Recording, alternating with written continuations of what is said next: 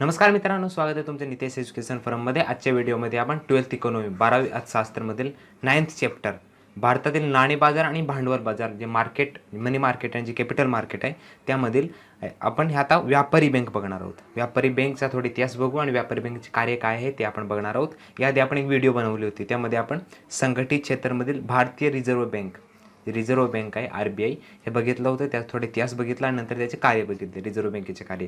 आता रिव्हिजन करू आपण रिझर्व्ह बँकेचे कार्य। रिझर्व्ह बँकेची स्थापना कधी झाली तर 1935 मध्ये रिझर्व्ह बँकेची स्थापना झाली। राष्ट्रीयकरण कधी झाले 1949, हे 1 एप्रिलला स्थापना झाली, 1 एप्रिल 1935। आणि राष्ट्रीयकरण कधी झाले 1 जानेवारी 1949 मध्ये राष्ट्रीयकरण झाले। याचे कार्य आपण बघितलं तर पहिलं कार्य आपण काय बघितलं, परकीय चलन निर्मिती करणे, परकीय चलन निर्मिती करणे, आम्ही रिव्हिजन करतोय। दुसरा याचं कार्य काय, ही सरकारी बँक आहे, RBI काय सरकारी बँक आहे। तिसरा आपण त्याचं RBIचं कार्य बघितलं होतं तर ही बँकांची बँक आहे, बँकांची बँक आहे। चौथा आपण कार्य काय बघितलं, तीन झाले। चौथा आपण काय बघितलं तर ही अंतिम ऋणदाता म्हणून कार्य करते। कशाला, जे बँक असतात बाकीची व्यापारी बँक असतात, व्यापारी बँकेवर नियंत्रण ठेवण्याचं काम करते आणि इतर कार्य आपण बघितले। ते व्हिडिओ तुम्ही बघितला नसेल तर खाली डिस्क्रिप्शनमध्ये तुम्हाला लिंक भेटेल, तिथे जाऊन ते बघू शकतात। या व्हिडिओमध्ये आपण व्यापारी बँक बघणार आहोत। व्यापारी बँक कोणकोणते आहेत आणि व्यापारी बँक म्हणजे काय आणि व्यापारी बँकेचे कार्य। चला सुरुवात करू आजची व्हिडिओ। आता इथे समजा दोन प्रकारचे बँक असतात, एक असतं मध्यवर्ती बँक, मध्यवर्ती बँक म्हणजे RBI reserve bank of India ही भारताची मध्यवर्ती बँक आहे। आणि दुसरी बँक असते व्यापारी बँक। हे दोन टाईपच्या बँक असतात। भारताचे जे नागरिक असतात म्हणजे सामान्य नागरिक असतात, त्यांना जर अकाउंट ओपन करायचे असेल तर ते व्यापारी बँकमध्ये अकाउंट ओपन करतात। व्यापारी बँकमध्ये कुठले असतात, HDFC, union bank, bank of India, axis bank आणि जे SBI state bank of India, हे काय व्यापारी बँक आहे। सामान्य नागरिकाला जर अकाउंट ओपन करायचं असेल तर तो व्यापारी बँकमध्ये अकाउंट ओपन करणार। आणि RBI रिझर्व्ह बँक ऑफ इंडियामध्ये सामान्य नागरिक अकाउंट ओपन करू शकत नाही, तर यामध्ये जे बेसरकार असतात, सरकारचे अकाउंट असतात आणि जे व्यापारी बँक असतात, व्यापारी बँक असतात, यांचे अकाउंट कसे असतात RBI मध्ये असतात। Reserve bank of India he note निर्माण करण्याचं काम करते, त्याचं वितरण करण्याचं काम करते, त्यावर कंट्रोल करण्याचं काम करते, महागाई कंट्रोल करण्याचं काम करते ही रिझर्व्ह बँक ऑफ इंडिया। आणि इतर कार्यामध्ये सरकारची बँक म्हणून ही कार्य करते। आणि व्यापारी बँकावर कंट्रोल करण्याचं काम पण RBI करते। 1949 मध्ये हा कायदा पास करून RBI व्यापारी बँकावर नियंत्रण करते। आता व्यापारी बँक कुठले आहेत तर स्टेट बँक, हे बाकीचे व्यापारी बँक आहेत। आता यांचे काय काय कार्य आहेत ते आपण बघणार आहोत। बघा, व्यापारी बँक बचत करणाऱ्यांना आणि गुंतवणूकदारांना एकत्र आणण्यासाठी व्यापारी बँक, जे व्यापारी बँका देशाच्या वित्तीय प्रणालीत मध्यस्थ म्हणून कार्य करतात। मध्यस्थ, बचत करणारे म्हणजे जे इन्व्हेस्टमेंट मार्केटमध्ये जे पैसे आणतात किंवा जे बँकेमध्ये जमा करतात, ज्यांना सेविंग करायची असते पैसे। आणि दुसरे गुंतवणूक करतात, जे इन्व्हेस्टमेंट करतात, त्यांना मध्यस्थी म्हणून कार्य करते। आता समजा ही बँक प्रॉफिट कशी कमवते तुम्हाला सांगतो। व्यापारी बँक म्हणजे आपण स्टेट बँक ऑफ इंडिया बघू, स्टेट बँक ऑफ इंडिया। तुम्हाला कधी कधी समजत नसेल की हा क्वेश्चन येत असेल की आपण व्यापारी बँकेमध्ये व्यवहार करतो, पैसे टाकतो, पैसे घेतो, ते आपल्याला एवढी सुविधा पुरवतात, तर त्यांना काय प्रॉफिट असतो।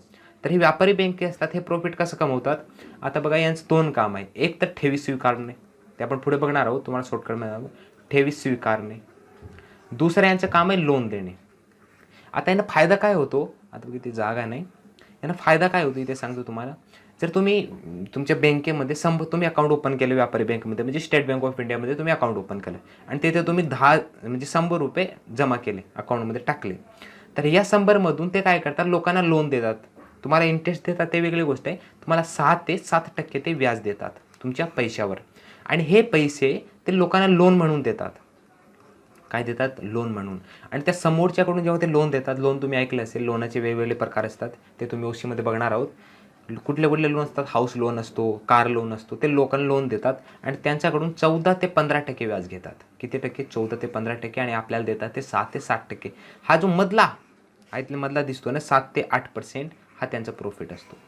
म्हणजे ते लोकांकडून ठेवी स्वीकारतात, त्या ठेवीमधून काही रक्कम ठेवतात आणि बाकीची रक्कम लोन म्हणून देतात, आणि आपल्याला ते इंटरेस्ट देताना कमी देतात आणि त्याच्याकडून जास्त घेतात। आणि जो मधला त्यांचा प्रॉफिट असतो, तो इंटरेस्टमधला प्रॉफिट येतो 7 ते 8% असतो, तो 6 ते 8% एवढा तो प्रॉफिट असतो, तो त्यांना भेटतो, ॲज अ प्रॉफिट ते वापरतात। व्यापारी बँक कसे काम करतात ते बघितलं आपण. आता त्या नफा कमवणाऱ्या किंवा आर्थिक संस्था आहेत. हा बघा इथे आहे पॉईंट आहे, त्या नफा मिळवण्याच्या आर्थिक संस्था आहेत.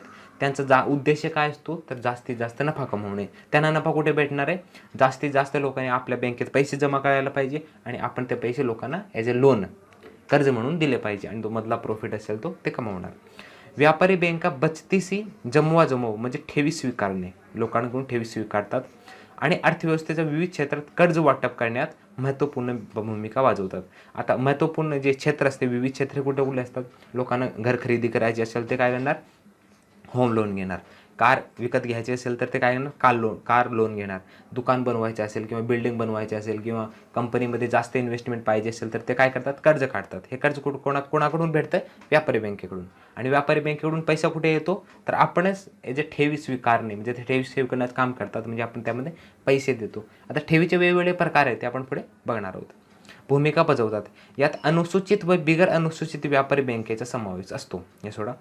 भारतीय रिझर्व्ह बँक अधिनियम 1934च्या दुसऱ्या विभागात अनुसूचित व्यापारी बँकांचा समावेश होतो. आता भारतीय रिझर्व्ह बँक अधिनियम 1934 यानुसार काय झालं होतं तर 1 एप्रिल, आता इथे लक्षात ठेवा, 1 एप्रिल 1935 मध्ये भारतीय रिझर्व्ह बँकेची स्थापना झाली होती. कुठला कायदा, भारतीय रिझर्व्ह बँक अधिनियम 1934. त्या दुसऱ्या विभागात अनुसूचित व्यापारी बँकेचा समावेश असतो. बँकेचे दोन प्रकार पडतात, एक असतो अनुसूचित आणि एक असतो बिगर अनुसूचित. आता ते सेम झाले. भारतीय रिझर्व्ह बँक मालकी आणि कार्यपद्धतीनुसार भारतीय व्यापारी बँकेचे 4 प्रकार पडतात. आता भारतीय व्यापारी बँक आहे, RBI गव्हर्नमेंट बँक असते, रिझर्व्ह बँक ऑफ इंडिया पूर्णपणे गव्हर्नमेंट बँक आहे. पण जे व्यापारी बँक असतात त्याचे काही प्रकार असतात, काही सार्वजनिक असतात, काही खाजगी असतात, काही विदेशी असतात, तर काही प्रादेशिक असतात. आता बघा, पहिला प्रकार काय, सार्वजनिक क्षेत्रातील बँका. तुम्हाला उदाहरण सांगतो, bank of Baroda. Bank of Baroda ही काय, सार्वजनिक क्षेत्रातील बँक आहे. सार्वजनिक क्षेत्र म्हणजे 51% शेअर म्हणजे अर्धी गव्हर्नमेंटची असते आणि बाकीची जी आहे ती जे प्रायव्हेट लोक असतात, खाजगी लोक त्यांची असते. सार्वजनिक क्षेत्रातील बँका समजली, अर्धी सरकारची अर्धी लोकांची. खाजगी क्षेत्रातील बँका म्हणजे पूर्ण प्रायव्हेट, 100% प्रायव्हेट लोकांची. उदाहरण तुम्हाला सांगतो, ॲक्सिस बँक आणि एक उदाहरण आहे HDFC बँक. अजून एक उदाहरण येस बँक. हे काय आहे, ते सर्व पूर्ण प्रायव्हेट बँक आहेत. प्रादेशिक ग्रामीण बँके असतात, काही ग्रामीण बँकेस असतात आणि विदेशी बँकेत, विदेशातले जे बँकेस असतात ते आपल्या भारतामध्ये येऊन आपल्या अकाउंटमध्ये शाखा असतात ते उघडतात. 4 प्रकार बघितले तुम्ही व्यापारी बँकेचे. कुठले, सार्वजनिक क्षेत्रातील बँका, खाजगी क्षेत्रातील बँका, प्रादेशिक ग्रामीण बँका आणि विदेशी बँका. हे सर्व दिसतं, हे काय, प्रादेशिक बँका. हे जे आहे ते व्यापारी बँके आहेत. यामध्ये ही प्रादेशिक बँके आहेत. आता आपण याची डेफिनेशन बघू. व्यापारी बँकेची 2 डेफिनेशन आहेत. भारतीय बँकिंग अधिनियम 1949 यानुसार काय करण्यात आलं होतं, भारतीय बँकिंग अधिनियम यानुसार व्यापारी बँकावर याचे RBIचे नियंत्रण आणण्यात आलं होतं. RBIचे नियंत्रण, त्यांना कंट्रोल करण्याची जबाबदारी कोणाची होती, रिझर्व्ह बँक ऑफ इंडियाची. कायदा भारतीय बँकिंग नियम 1949 यानुसार काय डेफिनेशन आहे, बँकिंग म्हणजे कर्ज देण्यासाठी किंवा गुंतवणुकीसाठी लोकांच्या ठेवी स्वीकारून त्या ठेवी मागणी केल्यानंतर किंवा इतर प्रकारे परत करणे अथवा धनादेशाद्वारे, धनादेश म्हणजे चेक, धन आकर्षणाद्वारे परत करणे होय. म्हणजे व्यापारी बँकेचं काय काम आहे, लोकांकडून पैसे घेणे म्हणजे ठेवी स्वीकारणे, त्या ठेवीमधून लोकांना कर्ज देणे किंवा लोन देणे आणि ते तेव्हा ज्यांची ठेवी स्वीकारली ते तेव्हा मागतील तेव्हा त्यांना देणे. प्राध्यापक कर्णवोलिस यांनी डेफिनेशन दिली व्यापारी बँकाची, ती काय, पैसा आणि पतपैसा याचे व्यवहार करण्याला संस्थेला बँक असे म्हणतात. पैसा आणि पतपैसा.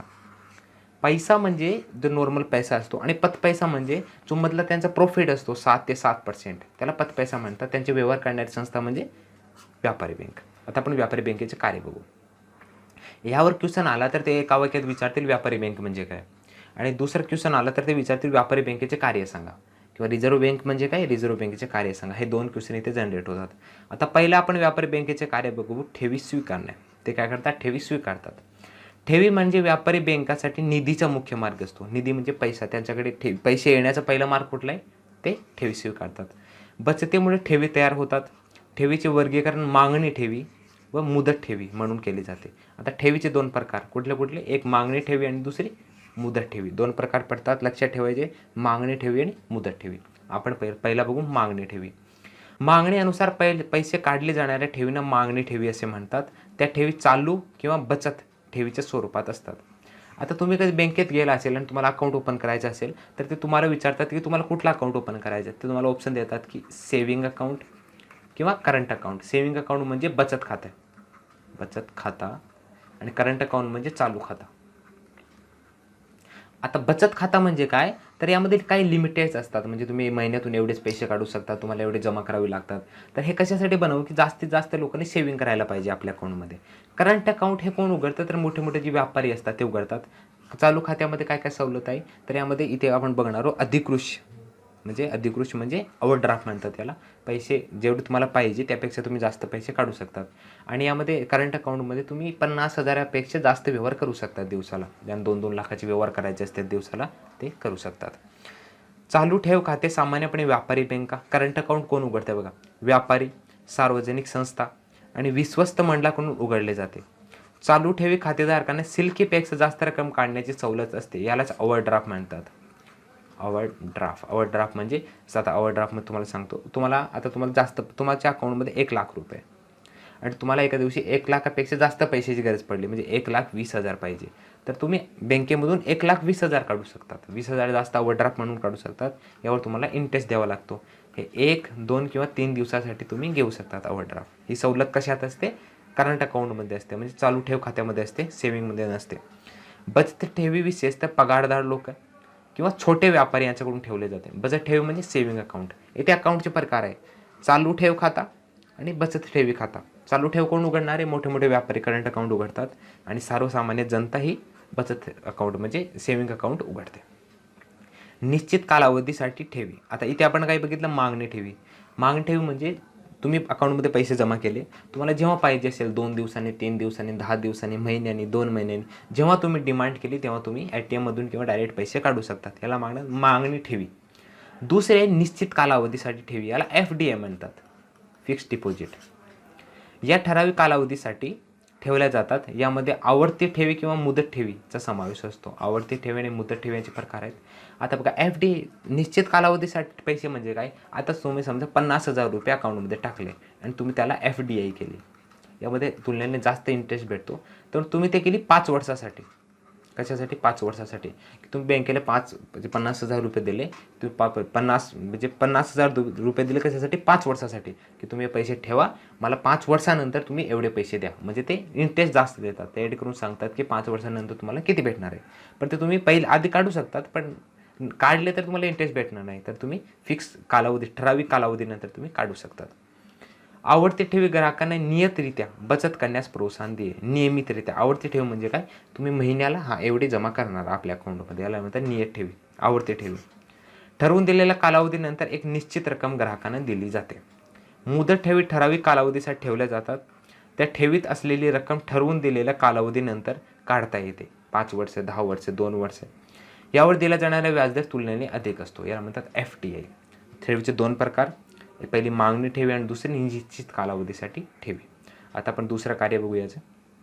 पहिला कार्य आपण बघितलं, व्यापारी बँकेकडे पैसे आले, म्हणजे पहिला कार्य काय आहे, ठेवी स्वीकारणे. दुसरं कार्य काय आहे, त्या ठेवीमधून लोकांना कर्ज देणे, लोन देणे. व्यापारी बँका ठेवीदाराकडून घेतलेल्या ठेवीचा वापर गरजूंना कर्ज देण्यासाठी वापरतात. बँका, व्यक्ती आणि संस्था या विविध कारणासाठी कर्ज पुरवठा करत असतात. तुमच्याकडे पैसे घेतात आणि लोकांना ज्यांना पाहिजे असतील त्यांना कर्ज देतात. कर्ज रोख कर्ज आणि अधिकृत म्हणजे जे आपण ओव्हरड्राफ्ट बघितले, त्या ओव्हरड्राफ्टच्या सवलत स्वरूपात ते अल्प, मध्यम आणि दीर्घ. अल्प म्हणजे कमी कालावधीसाठी 6 महिने, एक म्हणजे जास्ती 1 वर्ष, 3 महिने ते 12 महिने, 9 महिने ते 12 महिने अल्प वर्ष. मध्यम किती, 1 वर्ष ते 2 वर्ष मध्यम, आणि दीर्घ म्हणजे 5 वर्षापेक्षा जास्त. कर्ज जे मुदतीच्या कर्जासाठी केली जाते. कर्जाचा कालावधी जितका जास्त असेल तितका व्याजदर अधिक असतो.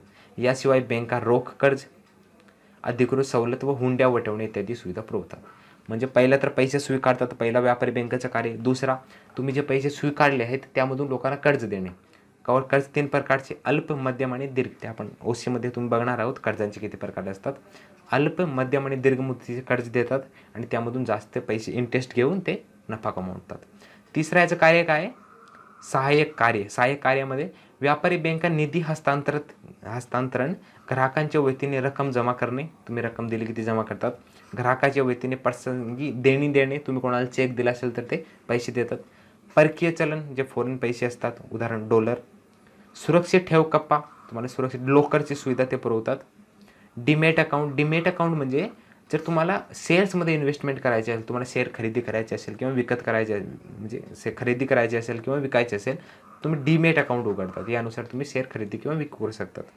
इंटरनेट बँकिंग आपल्याला देतात, ते मोबाईल बँकिंग देतात आणि यासारख्या अनेक सुविधा ते पुरवतात. व्यापारी बँकाचे 3 कार्य आहेत. पहिला, ठेवी स्वीकारणे, हँडरायटिंग खराब आहे पण सॉरी. दुसरा, ठेवी स्वीकारणे. दुसरा काय, कर्ज देणे, लोकांना कर्ज देणे. आणि तिसरा, सहाय्यक कार्य. व्यापारी बँकाला की 2च गोष्टी लक्षात ठेवा, ते पैसे घेतात आणि त्यामधून लोकांना कर्ज देतात. हे आपण 3 कार्य बघितले. आता आपण चौथा बघू, पतनिर्मिती म्हणजे काय. पतनिर्मिती करणे हे व्यापारी बँकाचे महत्त्वपूर्ण कार्य आहेत. प्राथमिक ठेवीच्या आधारावर बँका पतनिर्मिती करतात. निव्वळ मागणी आणि वेळेचे दायित्व यापैकी राखीव गरजांची पूर्तता केल्यानंतर शिल्लक रक्कम राहते त्याला कर्ज देण्यासाठी वापरतात. अशा प्रकारे बँकांनी दिलेल्या कर्जामधून दुय्यम ठेवी निर्माण करतात. आता समजा तुम्ही अकाउंटमध्ये 100 रुपये जमा केले असेल तर ते त्यामधून लोकांना कर्ज, यामधून CRR, हे खाली आपण बघणार आहोत, इथे आहे ते CRR आणि SLR. CRR म्हणजे RBIकडे थोडे पैसे द्यावे लागतात, 10% उदाहरण आपण बघू. आणि SLR म्हणजे स्वतःकडे काही पैसे 10% ठेवावे लागतात. तर 100 त्यांच्याकडे आपण दिले होते, त्यांच्याकडून ते 20% स्वतःकडे ठेवतात, कारण की उद्या जर बुडाले पैसे तर जास्त नुकसान व्हायला नको. तर यामधून त्यांच्याकडे पैसे राहिले 80, ते 80 लोन म्हणून देतात. ते लोन कसे देतात, आता बघा, तुम्हाला लोन पाहिजे असेल तर तुम्हाला ज्या बँकेत लोन पाहिजे त्या बँकेत तुम्हाला न्यू अकाउंट ओपन करायचं असतो. काय करायचं असतो, न्यू अकाउंट ओपन करायचं असतो. ते कर्ज देताना तुमच्या अकाउंटमध्ये तेवढे पैसे जमा करतात. तुम्ही ते पैसे किती दिवसात काढणार हे तुमच्या मर्जीवर आहे, पण जिथपर्यंत तुम्ही पैसे काढत नाही तिथपर्यंत ते पैसे तुम्ही, जे बँक असते ते ॲज ए लोन ते दुसऱ्याला देतात. म्हणजे याला म्हणतात दुय्यम ठेवी निर्माण करणे. जेव्हा बँक आपल्या ग्राहकांना कर्ज पुरवते तेव्हा कर्जाची रक्कम ग्राहकाच्या बँक खात्यात जमा केली जाते. ठेवी म्हणून कर्जाची रक्कम मिळवणारी बँक राखीव स्वरूपात काही भाग बाजूला ठेवते. याला म्हणतात CRR, SLR. राखीव गरजा भागवल्यानंतर उर्वरित रकमामधून कर्ज दिले जाते. ही प्रक्रिया देशातील संपूर्ण बँक प्रणालीद्वारे अनुसरण केली जाते. म्हणजे जेवढे व्यापारी बँक आहेत ते असेच काम करतात. थोडक्यात व्यापारी बँका ठेवी निर्माण करतात, ठेवीतून कर्ज देतात आणि कर्जातून ठेवी निर्माण होतात व यामधून पतपैशाची निर्मिती होते. पतपैसा म्हणजे काय, जे मधला ते 6 ते 7% प्रॉफिट कमवतात त्याला पतपैसा म्हणून म्हणतात. आता हे म्हणजे 6 ते 7% ते प्रॉफिट कमवतात. हे प्रॉफिट ते काय करतात, लोकांना कर्ज म्हणून देतात. तर हा जो कर्जाची रक्कम असते ही मधली रक्कम आहे, ते पतपैसा म्हणून वापरली जाते. त्यांचं प्रॉफिट म्हणजे पतपैसा. या व्हिडिओमध्ये आपण काय बघितले, व्यापारी बँकांचे कार्य. आणि याआधी आपण व्हिडिओ बनवली होती त्यामध्ये आपण RBIचे कार्य बघितले होते.